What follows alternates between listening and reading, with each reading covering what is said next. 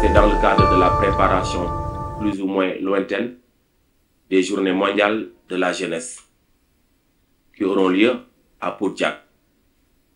Il est convoqué pour rappeler des informations et en donner d'autres.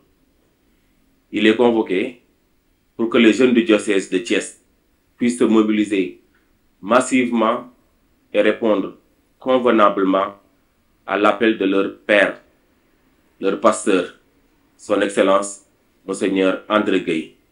Les Journées mondiales de la jeunesse, communément appelées JMJ, sont instituées par le pape Jean-Paul II. Dans son livre Entrée dans l'espérance, paru en 1994, le pape explique comment sont nées les Journées mondiales de la jeunesse. Les jeunes furent d'abord invités à Rome à l'occasion de l'année jubilaire de la Rédemption, puis pour l'année internationale de la jeunesse proclamée par l'Organisation des Nations Unies en 1985. Personne n'a inventé ces JMJ, dit le pape. Ce sont les jeunes eux-mêmes qui les ont créés.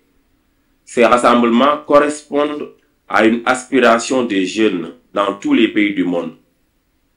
Ces journées sont souvent riches en surprises pour les pasteurs et même pour les évêques.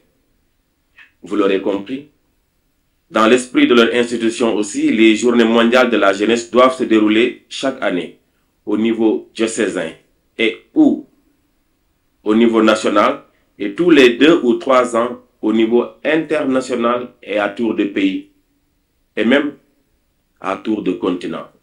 Au niveau international, les dernières JMJ ont eu lieu au Portugal en 2023, tandis que les prochaines JMJ auront lieu en Corée du Sud en 2027. Au plan national, les récentes JMJ ont été célébrées à Saint-Louis en 2024, alors que les prochaines se dérouleront à Kolda en 2029.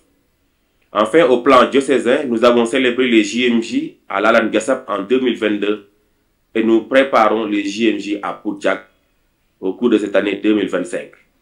Un autre élément est la présence du Saint-Sacrement et la pratique du sacrement de pénitence, de pardon, de réconciliation.